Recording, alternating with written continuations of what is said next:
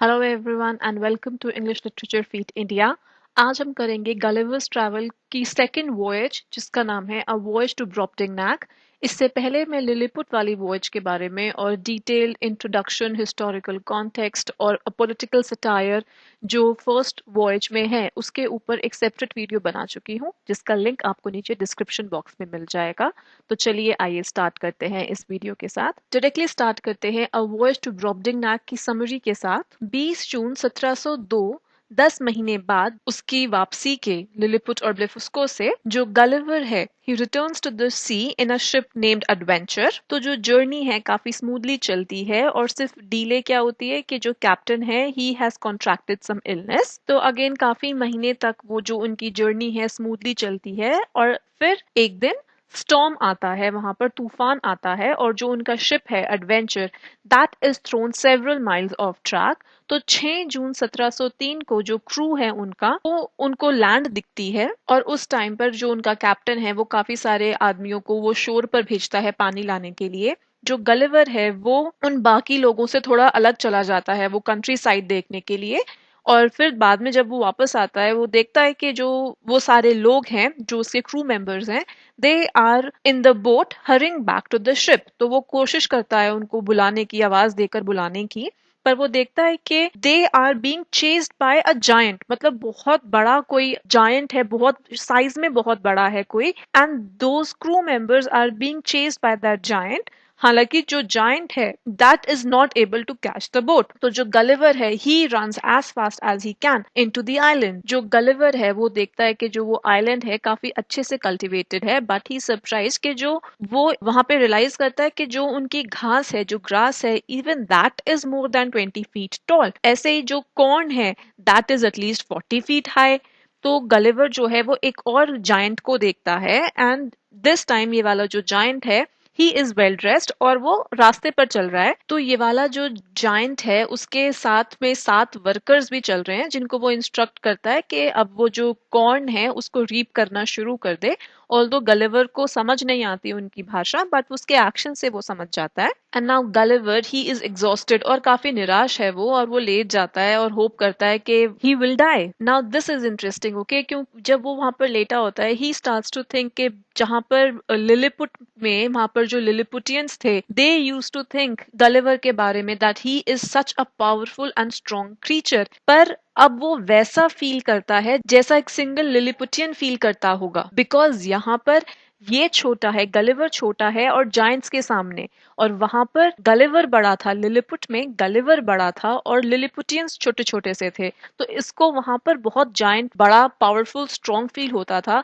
And now he is feeling जैसा लिलीपुटियंस इसके सामने इसकी प्रेजेंस में फील करते होंगे। तो उसके ऊपर एक फार्मर पैर रखने ही वाला होता है and Gulliver then he cries out as loudly as he can. तो जो जायंट है वो एकदम से रुक जाता है और गलिवर को उठाकर देखता है ताकि उसको बेटर तरीके से, अच्छे से और देख पाए। गलिवर रेजिस्ट नहीं करता, रुक जाता है, बिकॉज उसको लगता है कि अगर उसने उसको गिरा दिया तो वो 60 फीट की ऊंचाई से गिरेगा ग्राउंड पे एंड ही माइट डाई और इंजर्ड हिमसेल्फ। इंस्टेड वो क्या करता है, he brings his hands to a prayer position और उसकी जो आंखें हैं वो आसमान की तरफ देखता है। तो जो जायंट है ही सीम्स प्लीज्ड विद गलिवर और वो उसको अपनी पॉकेट में रख लेता है और अपने मास्टर को दिखाने के लिए लेकर चलता है। अब जो मास्टर है वो गलिवर को अपने घर ले जाता है अपनी बीवी को दिखाने के लिए। बीवी पहले तो चिल्लाती है, एकदम से स्क्रीम करती है, पर जब वो देखती है कि गलिवर कितना पोलाइट है, क्विकली, बहुत जल्दी वो she warms up to him. अब अगेन यहाँ पर गलिवर और फार्मर जो हैं एक दूसरे से बात करने की कोशिश करते हैं पर दोनों अनसक्सेसफुल रहते हैं। डिनर के टाइम पे फार्मर की, जो उस किसान की जो वाइफ है, वो थोड़ा सा ब्रेड और एक मीट का पीस तोड़ के वो गलिवर को देती है, जो कि अपना नाइफ और फोक निकालता है उसको खाने के लिए। और ये सारी चीजें उसकी देख के वो जो पूरी फैमिली है वो बहुत खुश होती है, उनको बड़ा मजा आ रहा होता है, दे आर डिलाइटेड। तो जो गलिवर है वो उस फार्मर के पास जाता है अक्रॉस द टेबल और अब वो फार्मर को एज हिज मास्टर, उसको मास्टर बुलाता है। तो जो वो फार्मर का बेटा है वो गलिवर को एक पैर से उठाता है और उसको लटका देता है हवा में, पर जो फार्मर है वो उसको वापस ले लेता है गलिवर को और उस अपने बेटे के कान पकड़ता है। अब गलिवर को लगता है कि वो अपने नए घर में यहाँ पर जब वो रह रहा है तो वो कोई एनिमी, कोई दुश्मन नहीं बनाना चाहता, इसलिए वो कहता है कि इसको सिग्नल करता है वो एक्चुअली कि इसको माफ कर दिया जाए, और उसको कर देते हैं माफ, वो जो लड़का था, किसान का बेटा था, उसको। डिनर के बाद गलिवर जो है सिग्नल करता है कि वो थक गया है, तो जो फार्मर की वाइफ है वो उसको अपने बेड पर लिटाती है और उसको उसके हैंकरचिफ से कवर करती है। अब जो गलिवर है वो फार्मर की जो डॉटर है ग्लमडलक्लिच उसके केयर में रहता है, जो उसको लैंग्वेज सिखाती है और उसको बहुत अच्छे से रखती है, लाइक यू नो जैसे कि एक बच्ची होती है छोटी, वो अपनी डॉल को, अपनी फेवरेट डॉल को रखती है, लाइक दैट। इनफैक्ट वो उसको एक जो डॉल का पालना होता है क्रेडल, उसके अंदर रखती है, जिसको वो रात को एक ड्रॉर के अंदर बंद कर देती है ताकि गलिवर जो है उसको कोई चूहे वगैरह ना खाए, क्योंकि जो वहां के चूहे हैं ब्रॉबडिंगनैक के वो भी काफी बड़े हैं, एज इन जितने यहाँ पर नॉर्मल वो कहता है गलिवर के जैसे दो बड़े डॉग्स हों उनके साइज के वहां के वो चूहे हैं, और ताकि वो उनसे उनको बचा सके इसलिए वो उसको सेफ रखती है ड्रॉर में बंद करके रात के टाइम। अब जैसे जैसे गलिवर के बारे में पता चलता है बाकी लोगों को अक्रॉस द किंगडम, तो जो फार्मर है उसको रियलाइज होता है कि गलिवर के थ्रू प्रॉफिट बनाया जा सकता है, और इसलिए वो गलिवर को मार्केट लेकर जाता है जहां पर जो गलिवर है he performs shows for paying patrons. अब वो शो इतना सक्सेसफुल होता है कि जो फार्मर है वो डिसाइड करता है कि वो गलिवर को लेकर जाएगा on a tour of the kingdom. जो गलिवर है वो एक दिन में 10 शोज करता है जिससे कि वो काफी थक जाता है। अब क्वीन जो है उसको भी पता चलता है ये जो छोटा सा लिटिल क्रीचर है इसके बारे में, तो जो क्वीन है वो भेजती है वर्ड उसको बुलाने के लिए, उसको और उसके जो मास्टर यानी कि जो फार्मर है उसको कोर्ट में बुलाने के लिए।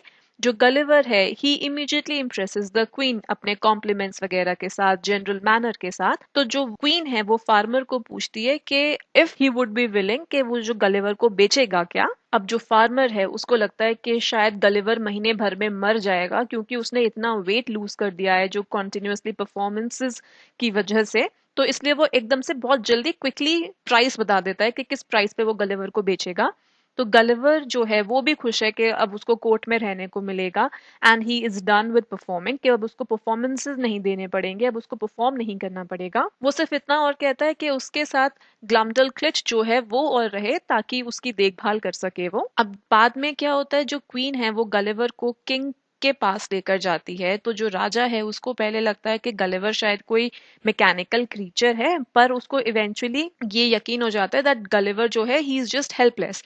तो गलिवर कोशिश करता है पूरी एक्सप्लेन करने की कि वो कहाँ से है। जो क्वीन है वो गलिवर के लिए एक छोटा सा अपार्टमेंट बनवाती है, उसके लिए नए कपड़े, काफी अच्छे से नए कपड़े सिलवाती है। उसको गलिवर की कंपनी भी काफी अच्छी लगती है। जो गलिवर है वो काफी बार कमेंट करता है कि ये जो ब्रॉबडिंगनैक के लोग हैं इनको खाते हुए देखना या फिर इनके फेसेस के काफी पास जाकर इनको ऑब्जर्व करना काफी रिपल्सिव है। बिकॉज क्यों, क्योंकि गलिवर छोटा है, ओके, और वो सब बहुत बड़े बड़े हैं, तो उसको उनकी बिल्कुल माइन्यूट से माइन्यूट जो छोटी से छोटी डिटेल्स हैं, फ्लॉज हैं शायद, वो तक दिखते हैं, and he is repulsed by that. Gulliver और जो किंग है, जो राजा है, वो काफी टाइम स्पेंड करते हैं डिस्कसिंग पॉलिटिक्स।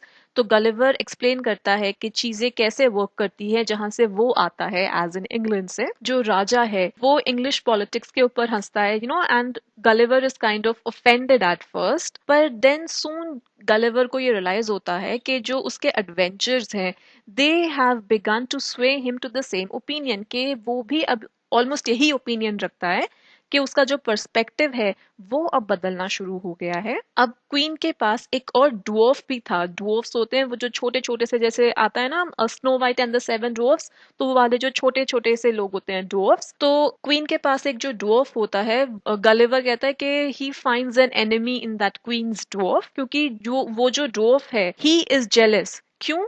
क्योंकि सारी अटेंशन अब गलिवर को मिलती है, इसलिए। अब आगे आगे गलिवर काफी टाइम स्पेंड करता है, काफी बताता है जो ब्रॉबडिंगनैक का लैंडस्केप है उसके बारे में, जो जहाँ पर वो पैलेस में जिसमें रहता है उसके बारे में, कि वो कैसे ट्रैवल करता है इन अ स्मॉल ट्रैवलिंग बॉक्स जो कि स्पेशली उसके लिए डिजाइन किया गया है। देन फर्दर आगे होता है कि जो गलिवर है उसको काफी डिफिकल्टीज फेस करनी पड़ती है ब्रॉबडिंगनाग में। काफी एक्सपीरियंसेस जो हैं उसके वो काफी डेंजर्स फेस करता है बिकॉज ऑफ इस स्मॉल साइज, और बिकॉज वो जो डwarf है उसको गलिवर की लाइफ डिफिकल्ट बनाने में बड़ा मजा आता है। जो कोर्ट में लेडीज हैं वो गलिवर को एक खिलौने की तरह ट्रीट करती हैं, ड्रेस करती हैं, अनड्रेस करती हैं और उसके सामने अनड्रेस होती हैं खुद। तो गलिवर को ये सब चीजें काफी ऑफेंसिव लगती हैं। गलिवर ये भी मेंशन करता है कि जो ब्रॉबडिंगनेगियंस की स्किन और स्मेल है, how he finds all that offensive. तो उसको याद आता है इस टाइम पर कि जो लिलिपुटियंस थे उनका भी सेम रिएक्शन रहता था टू हिज स्मेल, और उनका जो रिएक्शन था वो उस टाइम पर गलिवर को समझ नहीं आता था, बट नाउ क्योंकि अब वो उसके साथ खुद हो रहा है, नाउ ही अंडरस्टैंड्स दैट। आगे आगे और जो गलिवर की लाइफ है ब्रॉबडिंगनाग में उसके बारे में डिस्क्रिप्शन दिया गया है कि कैसे जो गलिवर है जो शेविंग क्रीम होती है किंग की उसमें से बाल निकाल के अपने लिए कोम्ब बनाता है, और कैसे वो that he then makes the seat of a chair queen के जो बाल हैं उसमें से, बट उस पे बैठने से मना करता है बिकॉज उसको लगता है कि अगर वो ऐसा करेगा तो that would be insulting to the queen.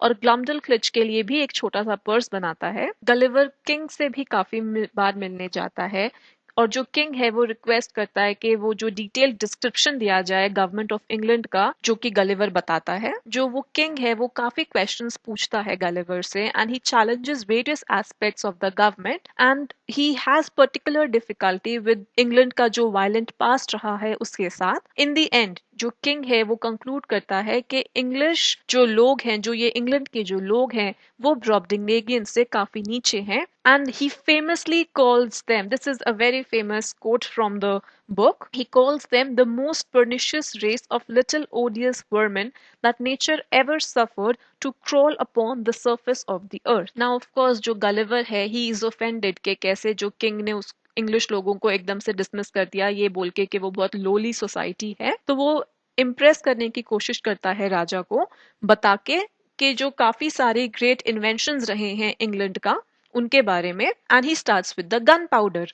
तो जो गलिवर है वो काफी डिटेल में जाके बताता है about the power and effect of gun powder, और उससे राजा क्या क्या कर सकता है, ये कह के कि he could easily control everyone in Brobdingnag with gunpowder. लेकिन जो किंग है he is struck with horror and he is disgusted by Gulliver's proposals. तो वो गलिवर को ऑलमोस्ट एक चेतावनी देता है कि अगर उसको अपनी जिंदगी प्यारी है, if he values his life, तो वो कभी दोबारा मेंशन ना करे गन पाउडर के बारे में। गलिवर को यकीन नहीं होता कि king would reject such an immense opportunity. फिर वो डिस्कस करता है Gulliver of the general ignorance of the Brobdingnag people including their simple laws and practices.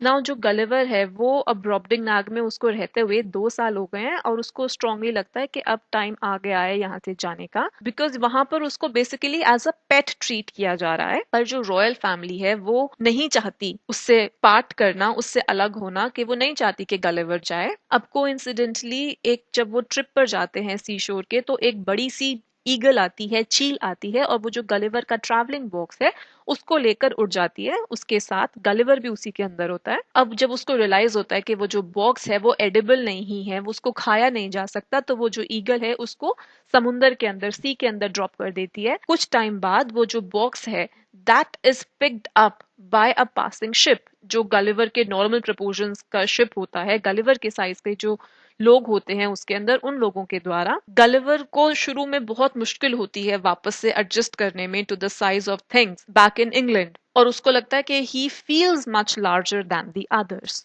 Because उसको वो यूज टू हो गया है 2 साल में वो ब्रॉबडिंगनेगियंस के प्रपोर्शंस के साथ, इसलिए उसको वापस यहाँ पर एडजस्ट करने में डिफिकल्टी होती है। And this is how the second voyage, or the voyage to Brobdingnag, ends. I hope this voyage was clear to you. For the other 2 voyages, I'll soon be uploading separate videos. If you're new to my channel, do not forget to subscribe. Please like and comment on the video. You can also follow me on my Instagram. बाकी social media handles के link आपको नीचे description box में मिल जाएंगे. Thank you.